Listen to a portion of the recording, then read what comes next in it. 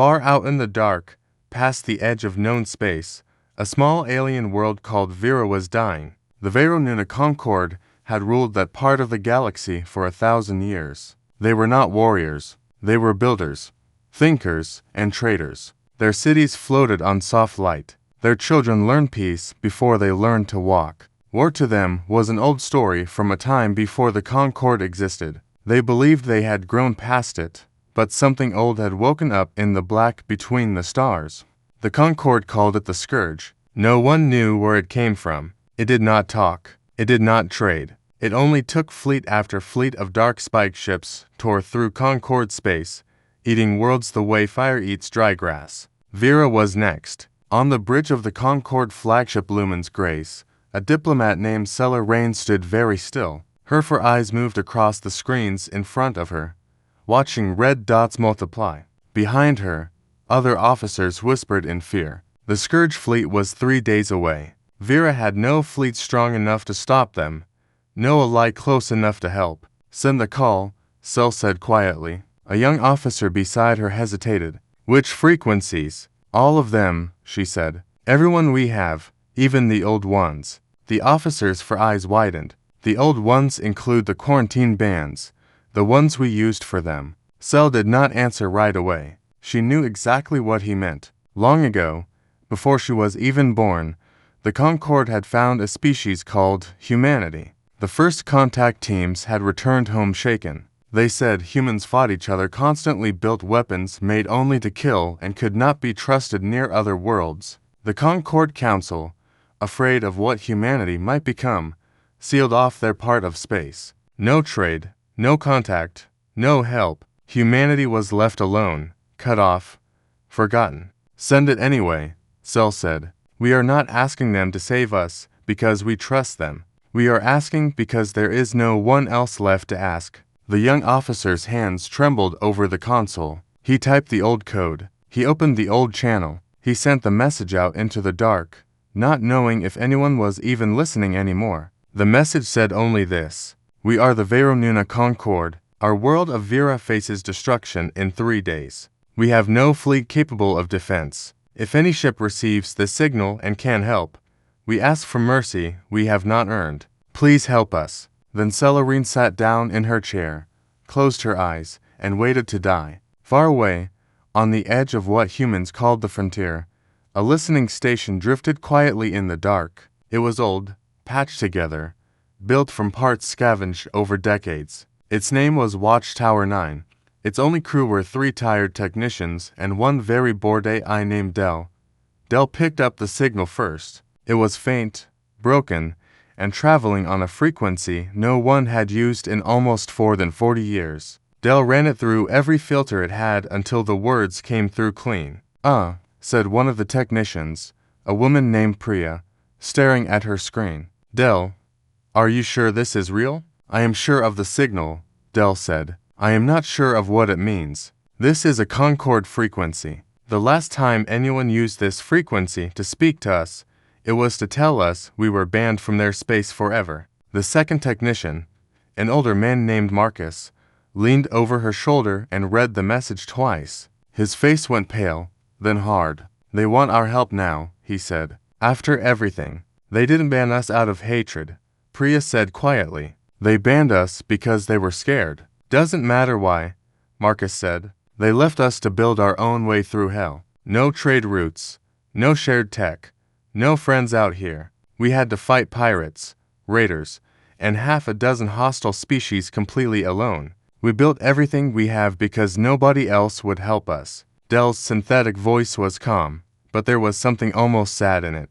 And now they are asking the very thing they refused to become. Perhaps that is worth thinking about. The station sent the message up the chain through relay after relay until it reached the one place in human space where a decision like this could actually be made. Earth's Unified Defense Council deep under the mountains outside what used to be called Geneva. The council chamber was quiet when the message was read aloud.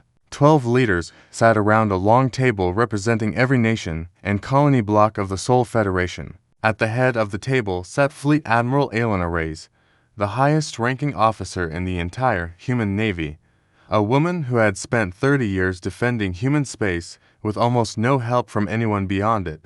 "They banned us," said one councilman, his voice tight with old anger. "They called us dangerous, unfit. They sealed the door and let us rot out here, and it was only because we refused to rot that we survived at all. And now their door is on fire," said another councilwoman, "and they are begging us to walk through it and put it out." The room fell into arguing. Some wanted to ignore the signal completely. Some wanted to send only a small diplomatic ship.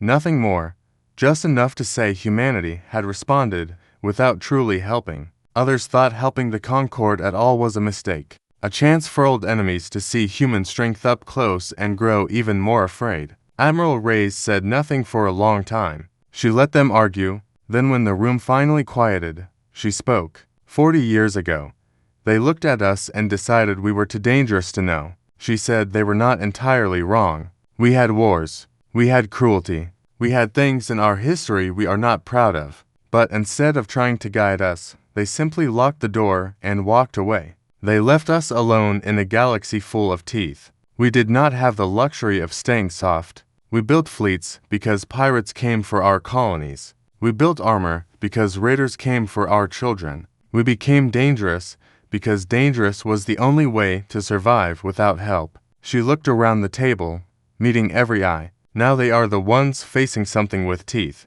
and they have finally realized what it feels like to have no one answer when you call for help. We know that feeling better than anyone in this galaxy. So the question is not whether they deserve our help. The question is whether we are the kind of people who only help those who have earned it, or the kind who help because it is the right thing to do even for those who wronged us. Silence held the room. "I am not asking you to forgive them," Reyes said. "I am asking you to let me show them who we actually became instead of who they were afraid we might become." The vote was close 6-5 with one abstention, but it passed. Rehia stood already thinking of ship names, jump routes, and battle formations. "Then let's go answer that call," she said, "and let's make sure they understand exactly what they just asked for." Back on Watchtower 9, Priya watched the reply order come through the relay.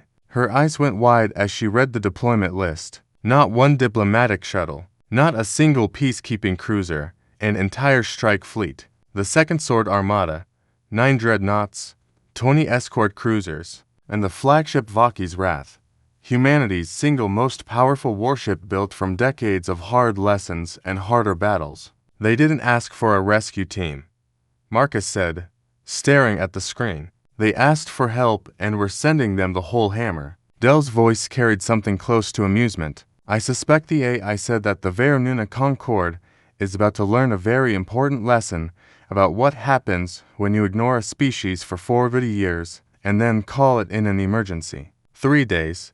That was all the time Vera had left. And somewhere in the dark, humanity's warships were already turning toward the old Forbiddance border, engines burning bright, heading straight for a fight nobody in the Concord was prepared to witness. The 3 days passed slower than anything Celerine had ever lived through. Vera's cities did not sleep anymore. Every citizen who could hold a tool worked on shelters, barricades, anything that might slow down the coming storm. Every ship that could still fly was pulled into low orbit, not to fight, but to carry as many people away as possible before the end. It would not be enough. Everyone knew it would not be enough. Cell spent most of her time on the bridge of the Lumen's Grace, watching the sensor board, watching the timer count down. She had sent the call 3 days ago. Nothing had answered, no message, no fleet, just silence from the old Forbiddance frequency. The same silence the Concord had given humanity for more than 40 years. "Perhaps they never received it," said her aide, a calm young Concord officer named Torv. "Perhaps that station does not exist anymore. Perhaps humanity itself does not exist anymore. We have had no contact in decades. We do not actually know what became of them." "Maybe," Cell said, but some part of her doubted it.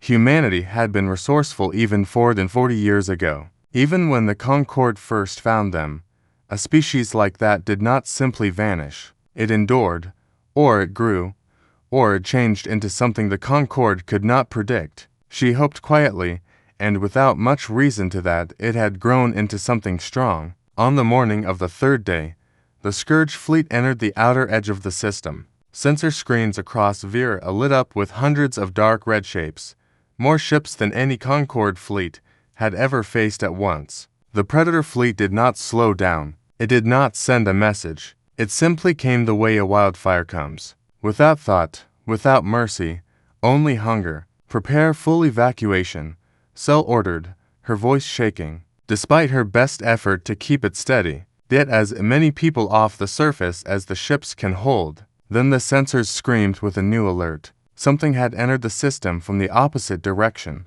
Something large, something fast, identify it. Something large, something fast, identify it.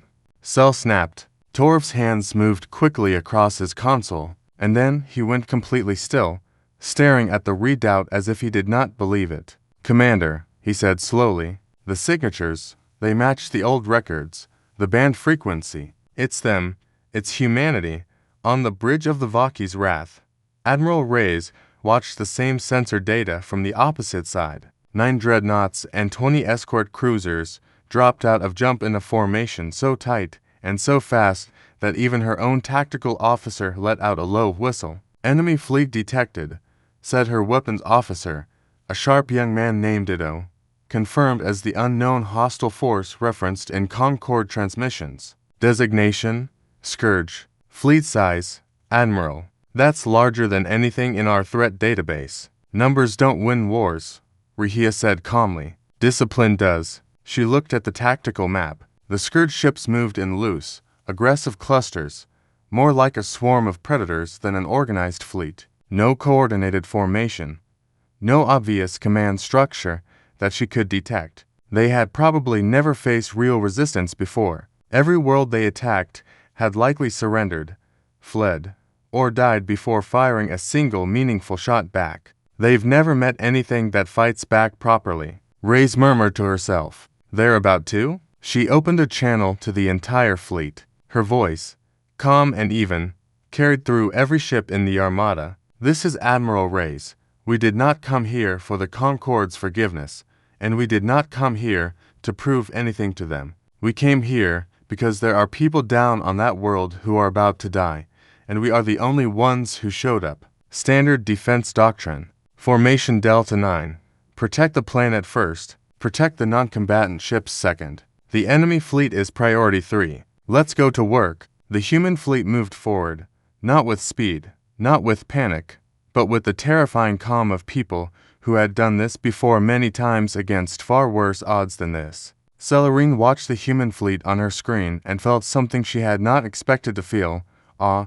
The formation was unlike anything the Concord used. Concord fleets fought in wide, cautious lines, always ready to retreat, always protecting their own ships above all else. The human fleet moved differently. The smaller escort cruisers were between the massive dreadnoughts, covering blind spots, catching stray fire meant for the bigger ships. It was aggressive. It was almost reckless, and it was clearly the product of long, hard experience. They are placing themselves between the enemy and the planet, Torv said, disbelief plain in his voice. Not around their own fleet, around us. Send a channel, Cell said. Now, a moment later, the lumen's grace connected to the human flagship. Admiral Reyes' face appeared on the screen, calm, weathered, and utterly focused. Admiral Reyes, Cell said, her voice unsteady. I am diplomat of the Veyronuna Concord. I sent the call 3 days ago. I did not truly believe anyone would come.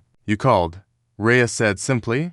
We came. We can talk about the rest later. Right now, I need you to move every non-combatant ship you have to the far side of the planet and keep them there. My fleet will handle the front line. You do not have to do this, Cell said quickly, almost pleading, guilt bleeding through her words. You do not owe us anything. We were the ones who Diplomat Reyes interrupted, not unkindly, but firmly. We can have the conversation about the past once your people are still alive to have it with us. Move your ships. We're about to be very busy. The channel closed. Cell sat back in her chair, stunned as the human fleet surged forward to meet the Scourge head-on. The Scourge commander, if it could even be called that, had never encountered organized resistance strong enough to matter. Its species did not think in words the way the Concord or humanity did. It thought in hunger, in instinct, in the simple certainty that anything smaller or weaker than itself existed to be consumed. It saw the new fleet arrive and registered only one thing: more prey. It sent its ships forward in the same loose, aggressive swarm that had worked on every world before this one. Overwhelm, surround, consume. The first wave of Scourge ships slammed into the human formation, expecting an easy break in the line. Instead, they found something they had never met before, a wall that did not simply hold, but hit back precisely and without hesitation. Human point defense batteries tore into the leading edge of the swarm. Coordinated volleys from the dreadnoughts ripped straight through Scourge hull plating that had never faced weapons this powerful before. Escort cruisers darted between the larger ships, picking off stragglers, covering weak points before the enemy could even find them. On Vera, in cities full of frightened watching citizens, screens showed the battle unfolding in the sky above them. For the first time in 3 days, the terror in the streets was joined by something else, something the Concord had almost forgotten how to feel: hope. Celerine stood on the bridge of her ship, watching human warships bleed and burn and still keep fighting, still keep the Scourge fleet from reaching the planet below. She thought of the message she had sent 3 days ago, not truly believing anyone would answer. Someone had answered, and whatever humanity had become in 40 years of being left alone, it was clear now that they had not simply survived. They had become something the galaxy was not ready to face. The battle above Vera had been raging for 6 hours, and the Scourge fleet was beginning to understand, in its own simple way, that something was wrong. For as long as any record showed, the Scourge had never lost a fight. Every world it reached eventually fell, sometimes quickly, sometimes slowly, but always in the end. Its ships were built for one purpose: to destroy anything that stood between it and a meal. It did not need clever tactics. It did not need careful planning. It only needed patience and numbers, and it had always had plenty of both. But the wall of human ships in front of it was not breaking. On the bridge of the Vaki's Wrath, Admiral Reyes watched the battle unfold across a dozen screens at once, her face calm, even as reports of damage came in from across the fleet. The dreadnought Kestrel's Vow had lost to point defense turrets. The cruiser Northwind had taken heavy damage to its port side and was falling back for repairs. Losses, but manageable ones. Nothing close to what the Scourge clearly expected to inflict. "They keep sending ships into the same gaps," said Ido, her weapons officer, watching the enemy movement patterns. "It's like they don't have a real strategy, just numbers and hunger." "That's exactly what it is," Reyes said. "They've never had to think harder than that before. Every planet they've hit probably folded the second the fleet showed up. They don't know what to do against something that fights back and doesn't break." She studied the tactical map closely. The Scourge fleet was enormous, larger than her own by a wide margin, but it moved in loose, disorganized clusters with no clear command structure that she could find. If there was a central command ship, it was well hidden, buried somewhere deep inside the swarm. "Ido, keep scanning," she said. "Somewhere in that mess is a ship giving orders, even simple ones. Find it." Down on Vera, Celerine stood in the Concord command center with dozens of officers and civilians crowded around every screen, watching the battle with expressions somewhere between disbelief and desperate hope. The human fleet had not broken, not once in 6 hours. If anything, they seemed to be getting more precise as the fight went on, as if they were learning the enemy's patterns in real time and adjusting on the fly. "How are they doing this?" Torv asked quietly, almost to himself. "Their fleet is smaller. The enemy outnumbers them badly. By every measure we use to predict these things, they should already be losing." "Maybe your measures are wrong," said an older Concord officer standing nearby, a retired fleet strategist named Kale, who had been brought in to advise during the crisis. He had been watching the human formations with an intensity that bordered on obsession. "Look at how they move. They aren't fighting to preserve their own ships first. They are fighting to protect a fixed point, this planet, and they've built their entire formation around that single priority. Every maneuver, every sacrifice of position, It all serves that one goal. That's incredibly risky. Torv said. It's incredibly disciplined. Kale corrected. There is a difference. A fleet with no discipline takes reckless risks and dies for it. A fleet with true discipline takes calculated risks because it trusts every ship around it to hold its position. I have never seen anything like this in my life. Sel said nothing, only watched the Vaki's wrath on the main screen as it took hit after hit and kept firing, kept holding its position at the center of the human line, refusing to yield an inch of space between the enemy and the planet below. 6 hours became 12. 12 became 18. The human fleet had not retreated, had not broken formation, and had not allowed a single Scourge ship through to the planet's surface. But the cost was becoming clear on every screen across the bridge of the Vaki's wrath. "Admiral," said a damage control officer, her voice tight. "We've lost the cruiser. Sable Hawk, full crew casualty. The Kestrel's vow is barely holding together. If this keeps going another 12 hours, we're going to start losing bigger ships." Reyes felt the weight of every name on that casualty list, but she did not let it show on her face. Her crew needed to see calm, not grief. Grief could come later in private the way it always did. "Understood," she said. "Private the way it always did." "Understood," she said. "Ito status on that command ship." "Still looking, Admiral. There's a cluster near the enemy fleet's rear that behaves slightly differently from the rest. Could be nothing, could be something. Keep watching it," Reyes said. She turned to her tactical officer, a broad-shouldered man named Chen, who had served with her for over a decade. "Chen, I need options. We can hold this line indefinitely if we have to, but I'd rather end this before we lose any more ships than necessary." Chen pulled up the tactical display,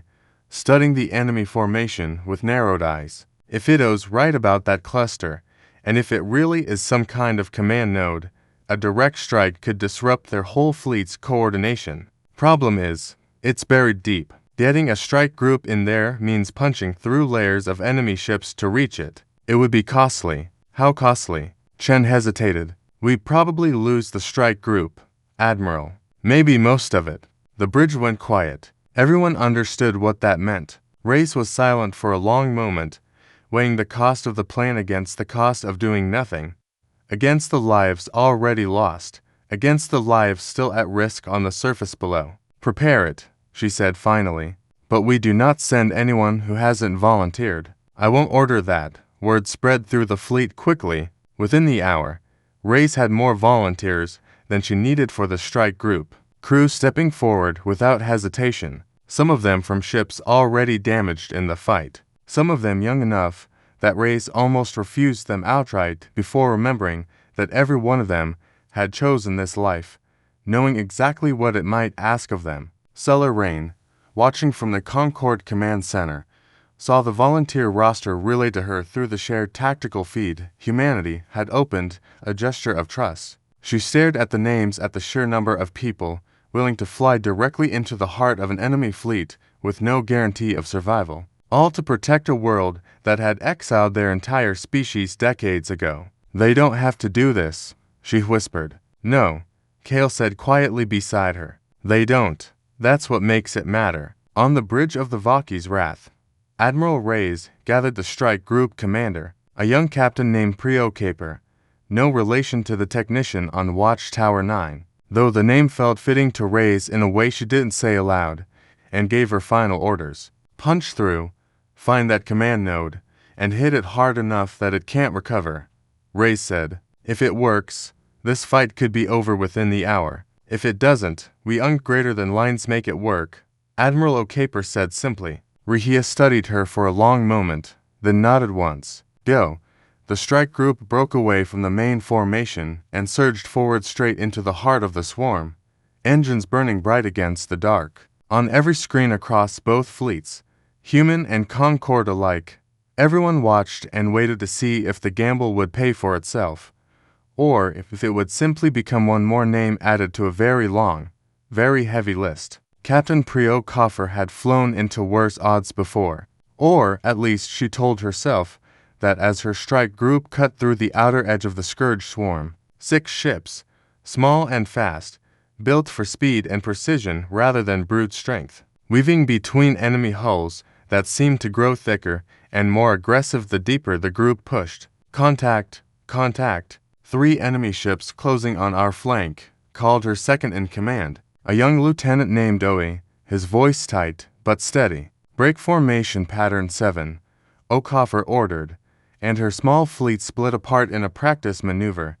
drawing the enemy ships into a crossfire before they even realized what was happening. 2 of the Scourge ships broke apart under concentrated fire. The third turned to flee and was caught by a torpedo spread a moment later. It was working, but it was costing them. Okafor watched her own damage reports climb steadily. One of her escorts, the Marigold, had lost half its weapon systems already. Another, the Compass Rose, was trailing atmosphere from a hull breach. Command node bearing updated came the voice of Ito from the main fleet, relaying targeting data through the shared tactical link. Cluster confirmed. It's surrounded by at least 20 escort vessels. "This is going to be tight, Captain." "Copy that," Okafor said. "Everyone, hold formation. We punch through together or not at all." The strike group surged forward as one, engines burning at full output, weapons blazing in coordinated bursts that tore gaps into the enemy formation,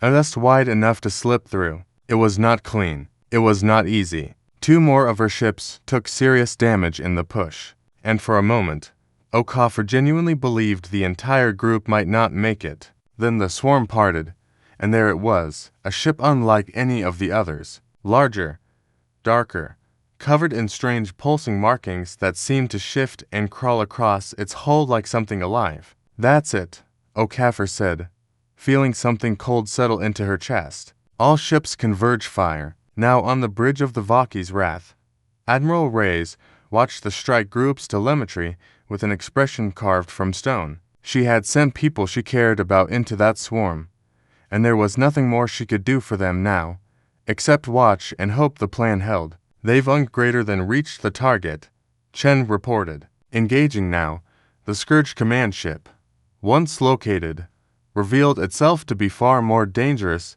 than anyone had expected. Its weapons ripped through the strike group's formation almost instantly, tearing the Marigold apart in a single volley. Okafor's own ship, the Silver Tern, took a direct hit that knocked out half its systems and sent the whole bridge crew sprawling. "Captain, we're losing power to the forward batteries," Oe shouted over the chaos. "Route everything we have left into the torpedoes," Okafor ordered, pulling herself back into her chair, blood running from a cut above her eye. "1 shot, that's all we need." The remaining ships of the strike group, for now instead of 6, formed a tight cluster and unleashed everything they had left directly into the command ship's weakened hull. The section their earlier volleys had already cracked open. The resulting explosion lit up the battlefield bright enough to be seen from Vera's surface. For a moment, everything went silent across every channel, human and Concord alike. Then the Scourge fleet, without its command node,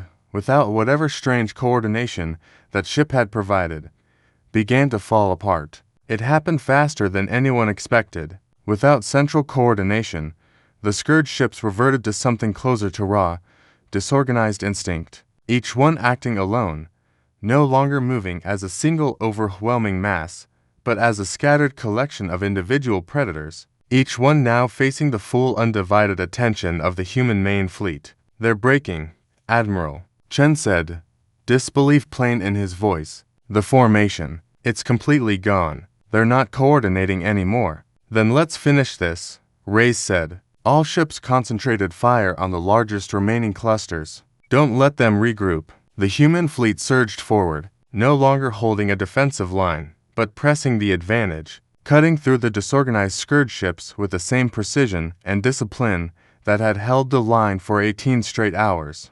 Ship after ship of the Predator fleet was destroyed or forced to flee, scattering in different directions. No longer a single overwhelming force, but a broken, leaderless mess. Within 2 hours, it was over. What remained of the Scourge fleet turned and fled into deep space, abandoning the system entirely, leaving behind wreckage, debris, and a silence that felt almost unreal after nearly 20 hours of continuous battle. On the bridge of the Vaki's Wrath, the crew allowed themselves a brief, Exhausted cheer before Reyes raised a hand for quiet. Casualty reports, she said quietly. I want to know exactly what this cost us. The numbers came in slowly over the next hour. 2 dreadnoughts damaged beyond immediate repair. 3 cruisers destroyed outright. The strike group had lost 2 of its 6 ships entirely, with the rest heavily damaged. Dozens of names, people Reyes had known personally,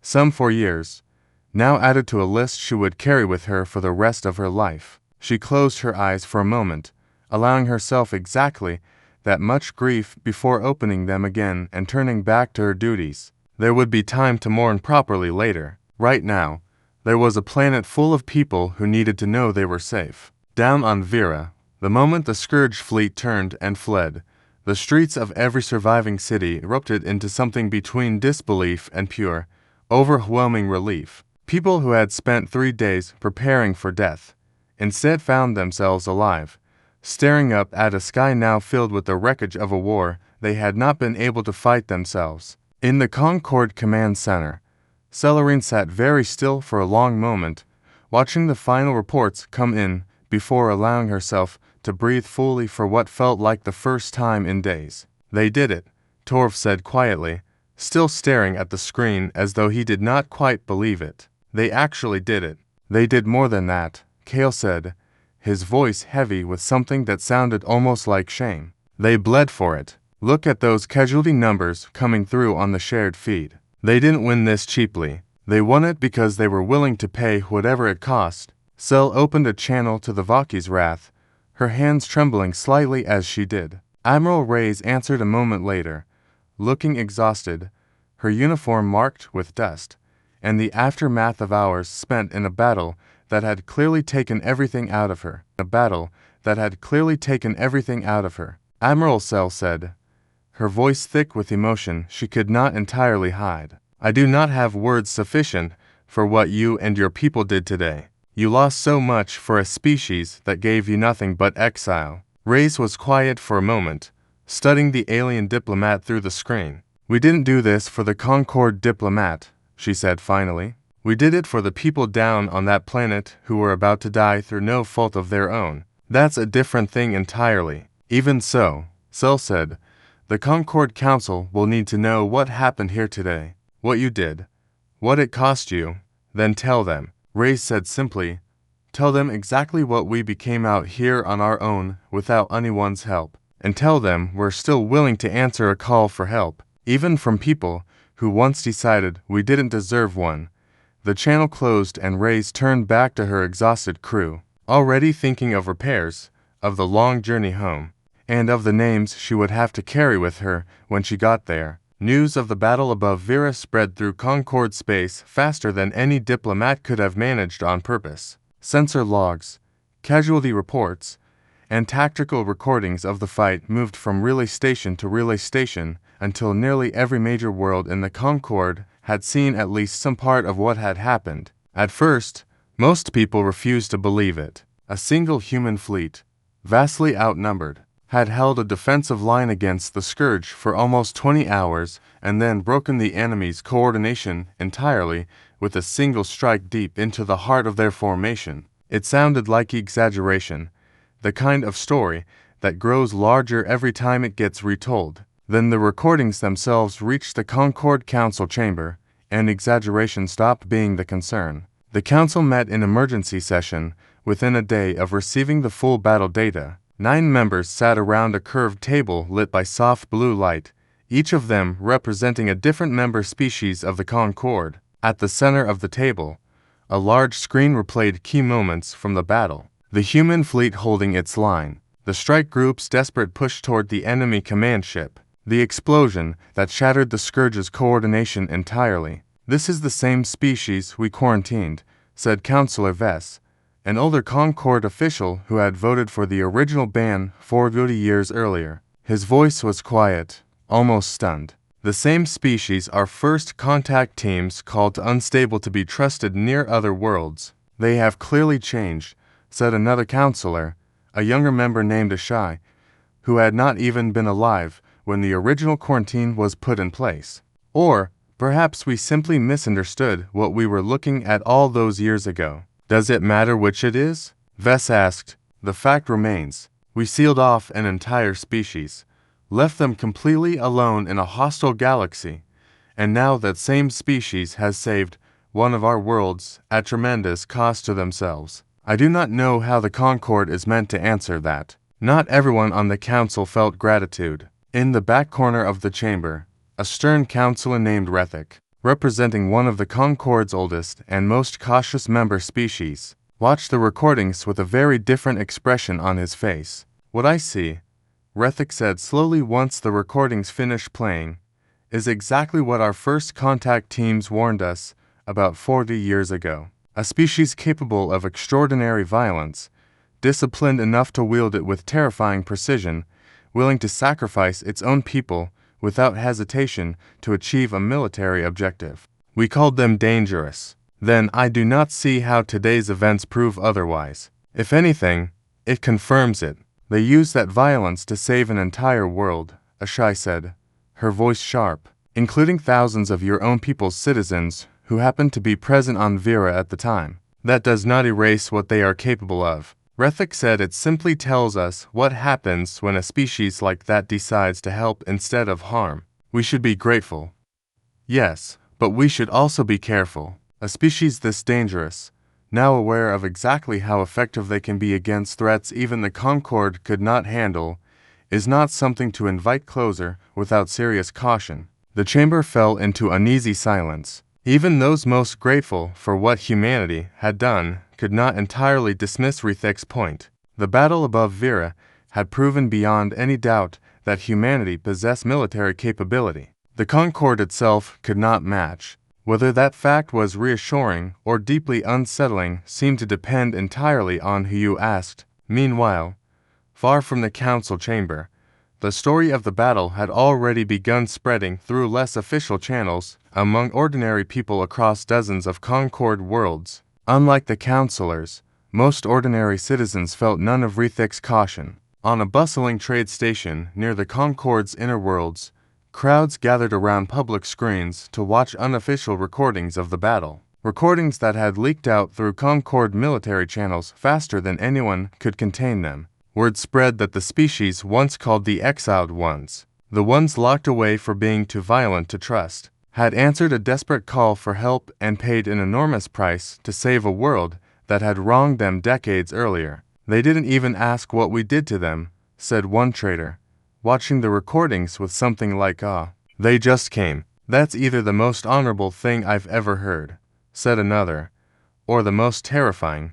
Maybe both at once. Songs began appearing within days, simple ones at first, spreading through spaceport bars and market squares, telling the story of humanity's answer to Vera's call. Some versions painted humans as noble saviors, others painted them as something closer to a force of nature, terrifying and unstoppable, that the Concord was fortunate enough to have on their side this time. Back above Vera, the human fleet spent nearly a week completing repairs before beginning the long journey home. Admiral Reyes used the time to personally oversee every repair, every medical evaluation, and every letter written to the families of those who had not survived the battle. It was, in her mind, the least she owed them. Celerin visited the fleet several times during that week, each visit a little less formal than the last, the careful diplomatic distance between them slowly softening into something closer to genuine respect. On her final visit before the fleet's departure,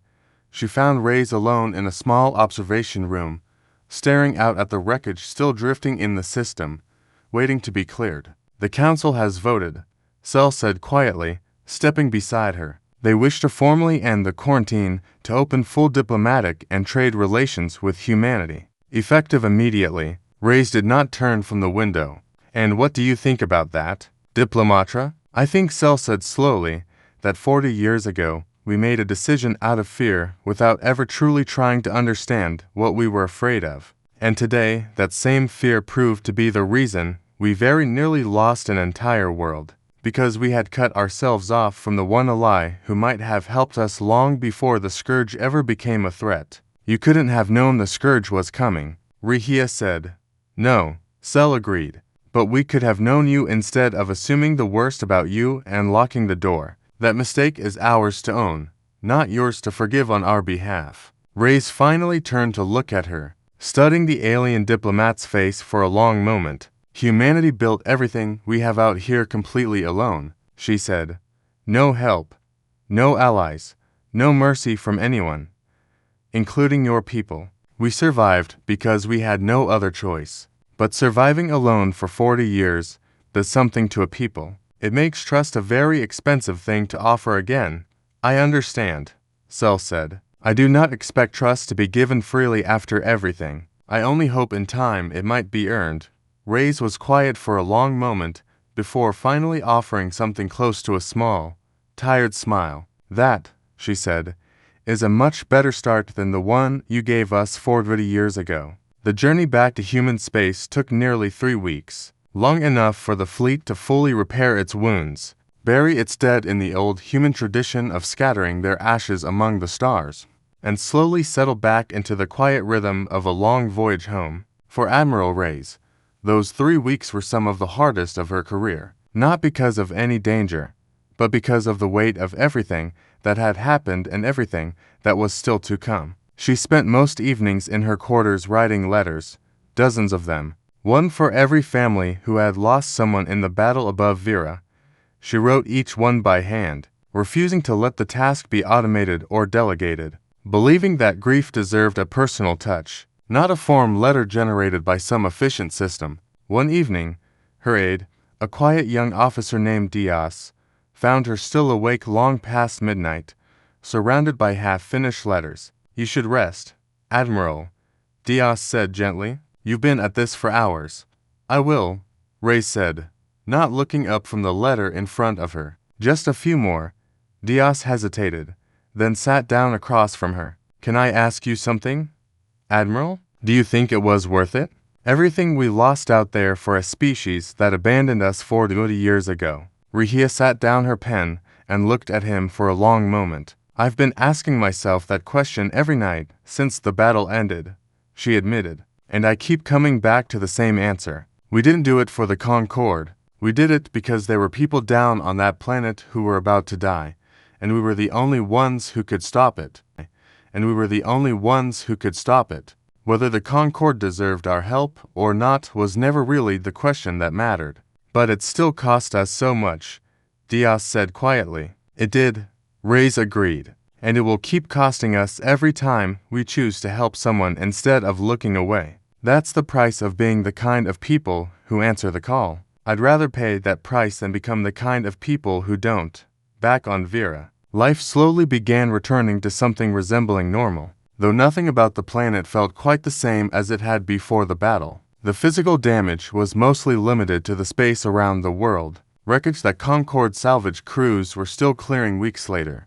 But the emotional and cultural impact ran far deeper. Celerine found herself busier than she had ever been in her career, coordinating between Vera's local government, the Concord Council, and the growing stream of requests from ordinary citizens, eager to learn more about the species that had saved them. Schools began teaching updated lessons about humanity almost immediately, lessons that looked very different from the cautious, fearful curriculum that had existed before the battle. They want to know everything, Torv told her, one afternoon, reviewing a stack of public inquiries that had piled up faster than the office could process them. History, culture, language, even their entertainment. There's a genuine hunger to understand them now instead of just being afraid of them. That's a good thing, Cell said, though a note of concern colored her voice. As long as it doesn't swing too far in the other direction. Understanding a people means seeing both their strengths and their flaws clearly, not simply replacing old fear with new idealization. You think people are romanticizing them. I think Cell said carefully that a species capable of what we witnessed above Vera deserves to be understood honestly, not worshipped as saviors and not feared as monsters. They are neither. They are simply people who were left alone for 40 years and had to become strong enough to survive it. That is a very human story if I understand the word correctly. Not everyone in Concord space shared Cell's careful optimism. Counselor Rethick, still deeply uneasy about the implications of what humanity had shown itself capable of, called for an independent military assessment of the battle above Vera, one conducted entirely by Concord analysts without human input in an effort to understand exactly what the Concord was now dealing with. The assessment, delivered 3 weeks after the battle, only deepened the Council's uncertainty rather than resolving it. Their tactical doctrine appears built almost entirely around adaptability under pressure. The lead analyst explained to the assembled council, displaying detailed breakdowns of the battle's key moments on the chamber's central screen. Standard Concord military doctrine emphasizes caution, preserving fleet strength, and avoiding unnecessary risk. Human doctrine, based on what we observed, prioritizes achieving the mission objective even at significant cost, provided that cost is calculated and deliberate rather than reckless. In simpler terms, Rethek said they are willing to lose ships and lives that we would consider unacceptable losses if doing so achieves a decisive result. That is one way to describe it, the analyst said carefully. Another way to describe it is that they do not waste time on half measures when lives are at stake. Every decision Admiral Reyes made during that battle was extremely costly, but every one of those decisions also directly saved more lives than it cost. That is not recklessness. That is a very different philosophy of war than the one the Concord has practiced for centuries. And what happens? Rethek asked quietly. We think asked quietly if that philosophy is ever turned against us instead of used on our behalf. The analyst had no comforting answer to that question, and neither in truth did anyone else in the chamber. Despite Rethek's continued caution, the momentum toward full diplomatic relations with humanity proved impossible to stop. Too many ordinary citizens across Concord space had seen the battle recordings. Too many worlds had heard the story of a species that answered a call for help from the very people who had wronged them at tremendous personal cost without asking for anything in return beforehand. The Concord Council formally voted to end humanity's quarantine 3 weeks after the battle. The same week, Admiral Reyes' fleet finally crossed back into human space. The vote was not unanimous. Rethek and several allies voted against it, still deeply uneasy about the long-term implications of what they had witnessed. But the majority carried the decision through, and for the first time in more than 40 years, the old sealed border between human and conquered space was officially open. Celerine was chosen to lead the first official diplomatic mission to human space, a task she accepted with a mixture of excitement and quiet apprehension. She had spent the last 3 weeks studying everything she could find about humanity, its history, its culture, its long, difficult struggle to survive alone in a hostile galaxy. But studying of people from records and recordings was very different from actually meeting them on their own ground in their own home as equals rather than as desperate strangers asking for help. As her ship prepared for the journey to Earth, Cel found herself thinking of the conversation she'd had with Admiral Reyes in that quiet observation room above Vera. Trust, Reyes had said, was a very expensive thing to offer again after 40 years of being left alone. Cel intended to spend every effort she had trying to earn it properly this time. Earth looked nothing like Cel had expected. She had studied old Concord records from before the quarantine, images of a planet still finding its way, divided by old borders and older arguments, a species still learning to work together even among itself. What she saw now as her diplomatic ship descended toward the surface was something quite different. Cities that stretched seamlessly across old national lines, massive orbital shipyards ringing the planet, evidence of 40 years spent building the very fleets that had saved her world, and beneath all of it, a quiet, steady sense of resilience that seemed woven into everything humanity had built. She was met on the ground by a small delegation led not by Admiral Reyes, who remained occupied with fleet business, but by a civilian diplomat named James Okoro, a calm, careful man who greeted her with polite but measured warmth. "Welcome to Earth, Diplomat Vera," he said. "I understand this is quite a significant moment for both our peoples." "It is," Cel said, "though I suspect it means something rather different to each of us." Okoro Unk's expression flickered with something like appreciation at her honesty. "Probably true," he admitted. "Shall we walk?" I find these conversations go better outside official chambers, at least for the first one. They walked together through a public garden near the diplomatic compound. Humans and a handful of curious onlookers watching the unusual sight of a four-eyed Concord diplomat strolling calmly beside a human official. Sel noted with some relief that the stares she drew were curious rather than hostile, cautious rather than fearful. Your council took quite a long time deciding whether to answer our call for help, Sel said eventually, choosing honesty over careful diplomatic phrasing. I understand now that we gave you every reason to refuse. You did.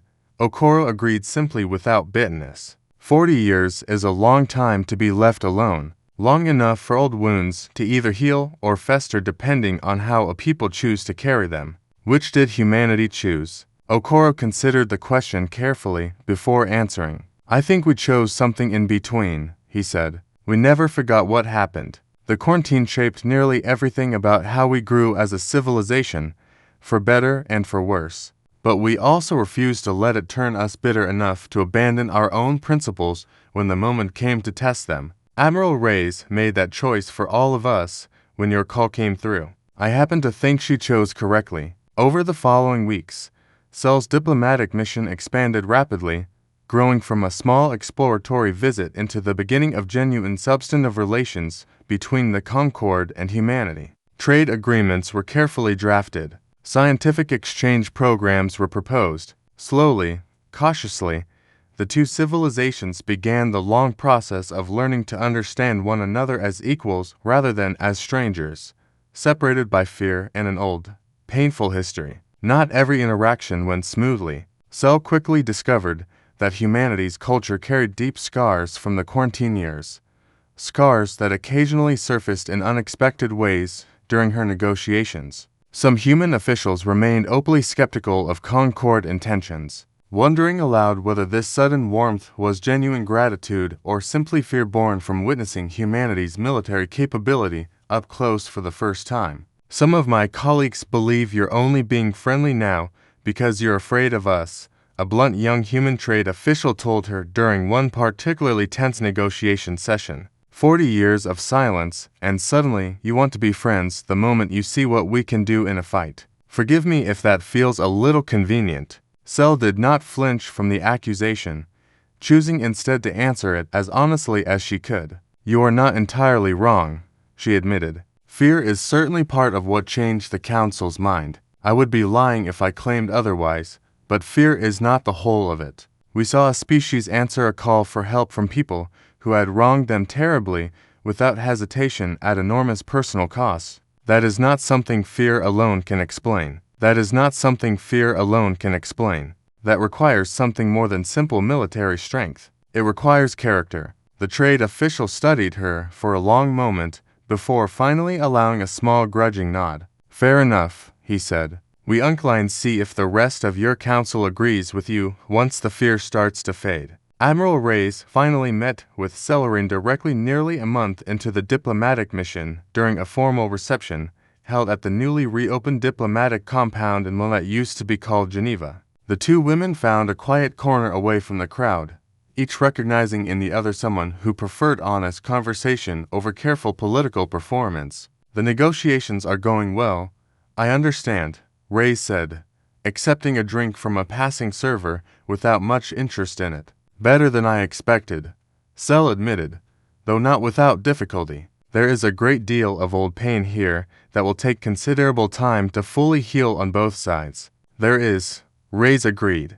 40 years builds a lot of scar tissue. It doesn't disappear, just because we fought a battle together. No, Sel said, but perhaps it can begin to fade given enough time and enough honesty between us. She paused, studying the Admiral carefully. May I ask you something personal? Admiral Reyes. You can ask. Do you regret answering our call? Reyes considered the question seriously before answering the way she considered every serious question put to her. I regret every name on that casualty list, she said finally. I will carry those names for the rest of my life and I don't think that weight will ever fully lift. But do I regret the decision itself to answer a call for help from people who wronged us? No. I don't think I do. If I had let fear or old grudges stop me from helping people who needed it. I don't think I could have lived with the person that decision would have made me. Sel was quiet for a long moment, absorbing the weight of that answer. The Concord owes your people a debt we can never fully repay, she said finally. You don't owe us a debt, Diplomat Reyes said. You owe us the chance to actually know each other properly this time instead of deciding who we are from a distance and locking a door based on fear alone. That's the only repayment I'm interested in. Sel offered a small genuine smile, the first one Reyes had seen from her since they'd first spoken above Vera weeks earlier. Then I intend to spend a great deal of time here on Earth, she said, making sure that chance is not wasted. 6 months after the battle above Vera, the relationship between humanity and the Veyronuna Concord had grown into something neither side had fully anticipated. What began as a desperate call for help and a reluctant hard-won trust had slowly become the foundation of a genuine partnership, one built not on forgiveness alone, but on mutual respect earned through honesty about the mistakes of the past. Trade routes once forbidden for 40 years now carried ships freely between human and Concord space. Scientific exchanges brought Concord researchers to human universities and human engineers to Concord shipyards, each side discovering that the other had developed solutions to problems neither had managed to solve alone. Humanity's advanced weapons and defense technology, born from decades spent surviving without help, proved invaluable to a Concord still shaken by the Scourge's continued presence somewhere out in the dark. In return, Concord medical science refined over 1,000 years of peaceful development, brought advances to human hospitals that saved countless lives within the year. But the most significant change was harder to measure in trade agreements or scientific papers. It was the slow, steady shift in how each civilization saw the other, not as a threat to be feared or a debt to be repaid, but as a partner worth knowing on its own terms. Admiral Reyes found herself, somewhat to her own surprise, becoming something of an unofficial ambassador for humanity's military, regularly consulted by Concord defense officials. Eager to understand the doctrine and discipline that had turned the tide above Vera, she approached the role with the same careful honesty she brought to everything else, refusing to romanticize humanity's history of conflict, but equally refusing to let old Concord fears distort what that history had actually built. You ask a lot of questions about our capacity for violence, she told a group of Concord defense analysts during one such consultation, but very few about our capacity for restraint. I'd encourage you to consider both equally if you truly want to understand who we are. Not every development in the growing relationship was smooth or comfortable. Counselor Rethick, still deeply skeptical of humanity's rapid integration into Concord affairs, continued pushing for careful limits on how quickly the relationship advanced, arguing that a species capable of such devastating military effectiveness deserved caution rather than open embrace. Regardless of gratitude, his concerns gained unexpected weight when intelligence reports confirmed that the Scourge fleet, though broken above Vera, had not been destroyed. Scattered remnants of the Predator force had regrouped somewhere in the unclaimed space beyond both Concord and human territory, rebuilding their numbers, waiting, watching, patient in the way only a true predator could be. This confirms exactly what I have been saying, Rethick argued during an emergency council session called to address the new intelligence. We now face a long-term threat requiring sustained military cooperation with a species whose full capabilities we still do not fully understand. I am not saying we should abandon the relationship with humanity. I am saying we should proceed with far greater caution than we currently are. Caution has its place, HFY countered, but so does gratitude and trust earned through action. Humanity has given us every reason to trust their intentions and very little reason to doubt them.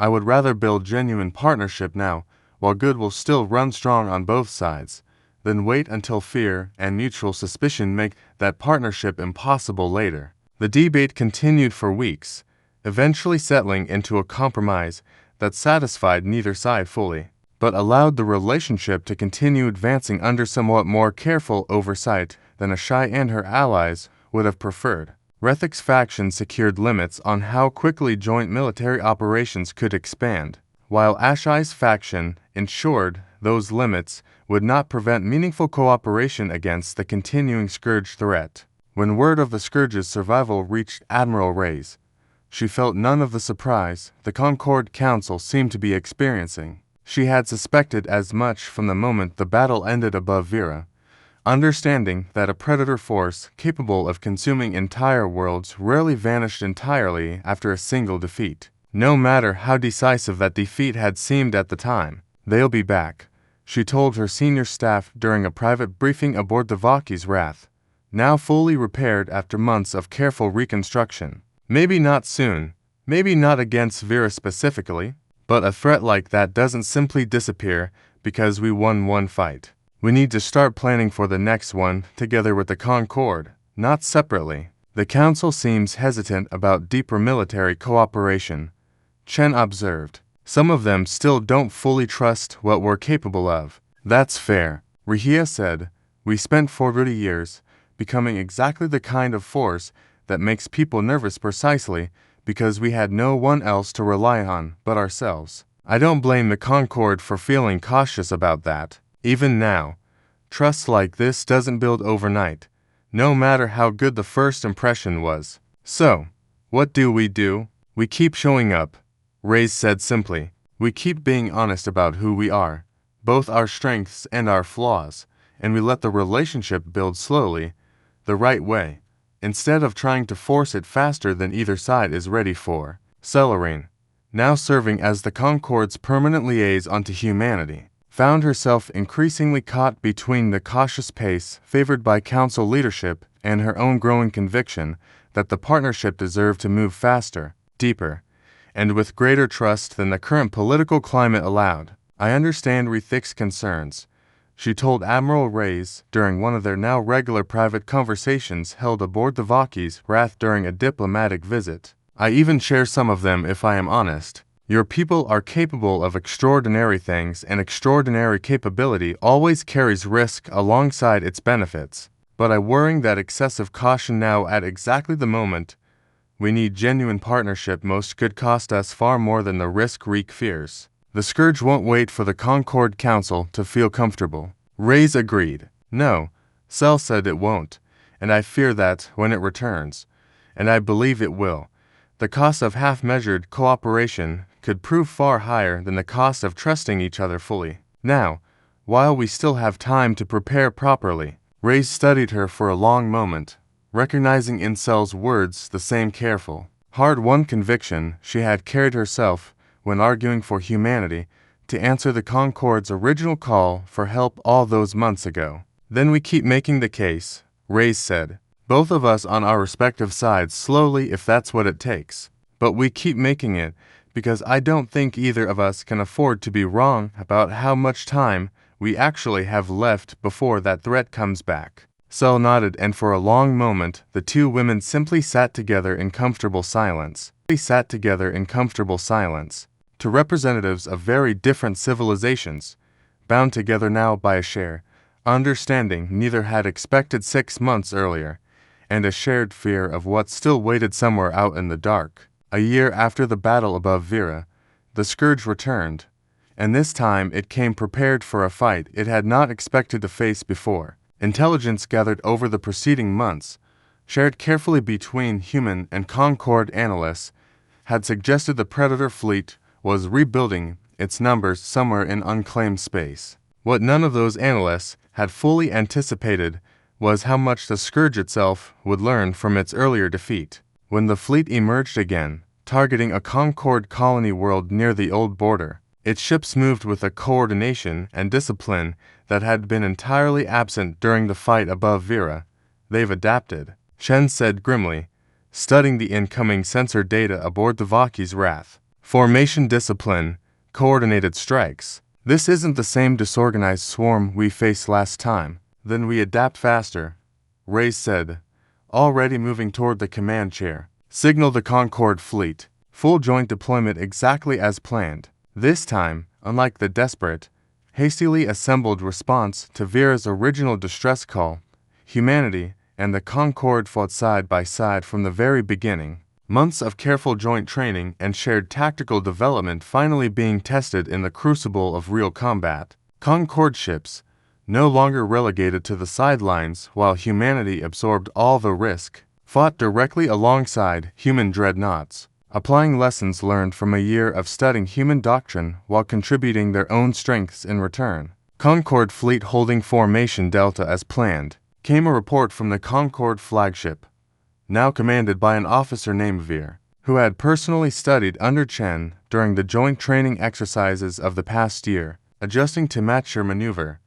Admiral Reyes, copy that, Reyes said, allowing herself a small measure of satisfaction despite the tension of the unfolding battle. A year ago, a coordinated response like this would have been impossible. Today, it felt almost natural. The battle raged for nearly 14 hours, shorter and less costly than the fight above Vera had been, thanks in large part to the combined strength and coordination of the joint fleet. The Scourge, despite its improved tactics, found itself facing an enemy that had spent an entire year specifically preparing for exactly this scenario, studying its earlier mistakes and building a defense strategy designed to counter whatever the Predator fleet had learned in the meantime. Celerine watched the battle unfold from the Concord flagship, standing beside Vicker as reports streamed in from across the joint fleet. Unlike the desperate uncertainty of Vera, this battle carried a different kind of tension, the anxious confidence of a plan being tested for the first time under real pressure, rather than the raw panic of an unprepared world facing certain destruction. The joint tactics are holding, Vicker reported, watching the tactical display closely. Casualty rates are significantly lower than our projections based on the Vera engagement. Good, Cell said quietly, though she knew better than to relax fully until the battle's outcome was certain. Keep monitoring. This fight isn't over yet. It ended in the end much the way the first battle had, with a coordinated strike against the Scourge's command structure, though this time the strike group included both human and Concord ships working together with a precision that would have seemed impossible a year earlier. The command ship fell, the Scourge fleet fractured once again, and the survivors fled back into the dark, this time pursued by a joint fleet determined not to simply let the threat regroup and return a third time. In the aftermath of the battle, as repair crews from both fleets worked side by side to restore damaged ships, Admiral Reyes found herself reflecting on how much had changed in a single year. The casualty numbers, while still painful, were a fraction of what they had been above Vera. Lives saved on both sides by a partnership that had been built carefully, honestly, and with full awareness of the risks and fears that had nearly prevented it from forming at all. We did better this time, Chen said, reviewing the final casualty reports with visible relief. We did, Reyes agreed, because we didn't try to do it alone this time. Because we trusted each other enough to actually fight together instead of one side simply protecting the other from a distance. Celerine found her aboard the Valky's Wrath later that evening, the two of them meeting once again in the same quiet observation room where they had first spoken so honestly a year and a lifetime of change ago. Counselor Rethick has finally withdrawn his objections to expanded military cooperation. Cell said, a note of quiet satisfaction in her voice. It seems today's battle proved persuasive in ways months of careful argument could not. Results tend to do that, Rehia said,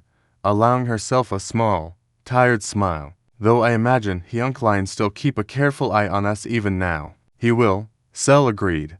And perhaps that is not entirely a bad thing. Caution applied wisely has its uses even within a genuine partnership. Reyes considered that for a moment, then nodded slowly. A year ago, I told you trust was expensive after 40 years of being left alone, she said. I still believe that, but I think we've both been paying that price, honestly, one decision at a time, and I think it's actually beginning to earn something real in return. It is, Cell said softly, looking out at the stars beyond the viewport, at the wreckage of a battle fought together rather than alone, at the quiet, hard-won beginning of something neither civilization had expected to find on the other side of an old, painful mistake. I only hope we continue earning it for as long as it takes. 2 years after a desperate, half-hopeful signal had gone out from a dying world called Vera, The border between human and Concord space no longer existed in any meaningful sense. What had once been a sealed, forbidden line drawn out of fear and misunderstanding had become instead a busy, thriving frontier of trade, cooperation, and a partnership neither civilization had believed possible when the quarantine first began. The Scourge had not returned a third time, not yet, though joint patrols continued along the old border, human and Concord ships working together in a steady, practiced rhythm that would have seemed extraordinary only a few years earlier. Whatever remained of the Predator fleet had retreated deep into unclaimed space, licking its wounds, perhaps searching for easier prey elsewhere in the galaxy. Both fleets understood the threat had not truly ended, only paused, and both continued preparing for whatever might eventually come next. Admiral Reyes stood on the observation deck of a newly constructed Joint Command Station, built collaboratively by human engineers and Concord architects at the very edge of what used to be the quarantine line. The station itself had become something of a symbol, a physical marker of how far the relationship had come since that first uncertain response to Vera's distress call. "It's strange," she said to Sailor Rain, who stood beside her, both of them watching ships of both fleets moving freely through the space below. 2 years ago, this exact spot marked the edge of everything we weren't allowed to have. Now it's just home in a way for both of us. It is remarkable, Sel agreed, how quickly a border can lose its meaning once the fear that built it finally starts to fade. Not everything had healed perfectly, and neither woman pretended otherwise. Some Concord worlds still harbored quiet unease about humanity's military strength, a discomfort that Rethek and his allies, though reduced in influence, continued to voice carefully within council debates. Some human colonies, particularly those hit hardest during the isolated years of the quarantine,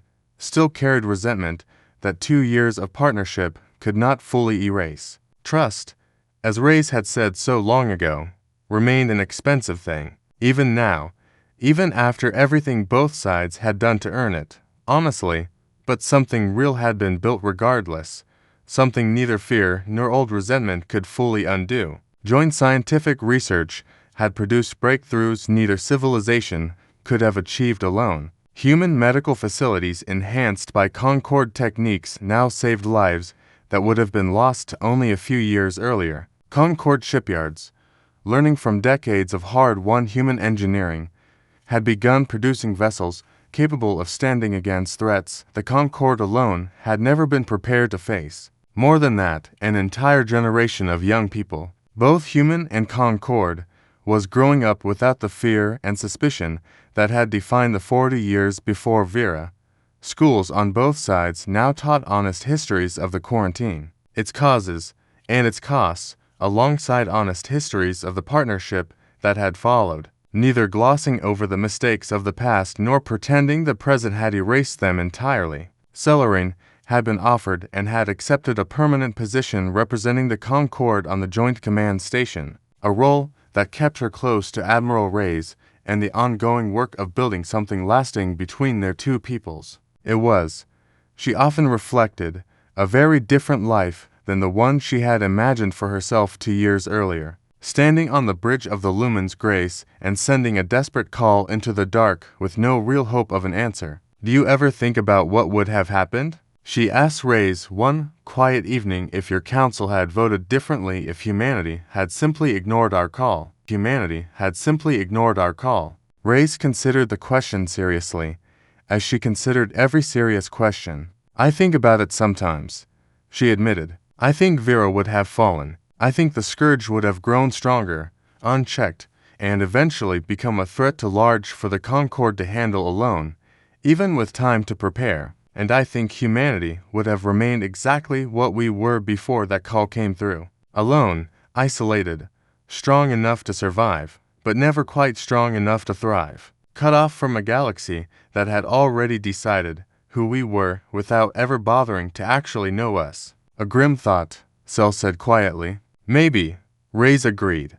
"But it's also why I don't regret the vote that sent us to Vera in the first place, even knowing everything it costs. Sometimes the right decision is also the hardest one. I'd rather make hard decisions honestly than easy ones out of fear. That evening, as the Joint Command Station drifted quietly at the edge of what used to be a forbidden border, ships from both fleets moved in easy, practiced coordination below, running routine patrols together, sharing data, working as genuine partners rather than as reluctant allies, bound only by circumstance and gratitude. Somewhere far out in the unclaimed dark, the Scourge remained, patient, wounded, waiting for its chance to return. Neither humanity nor the Concord knew exactly when that day would come, or what new challenges it might bring with it. But for the first time in over 40 years, neither civilization faced that uncertain future alone. Admiral Reyes stood beside Seller on the observation deck,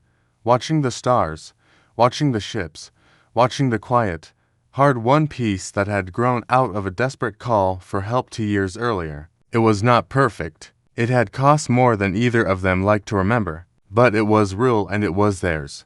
Built one honest decision at a time out of a mistake finally being corrected rather than simply forgiven. Whatever comes next, Sel said quietly, I am glad we are facing it together. So am I, Reyes said. So am I, and out at the edge of the dark, humanity's warships continued their patrol. No longer exiles, no longer strangers, but the deterrent, an entire galaxy, quietly hoped it would never again need to test, and the ally, an entire galaxy had finally cautiously learned to trust.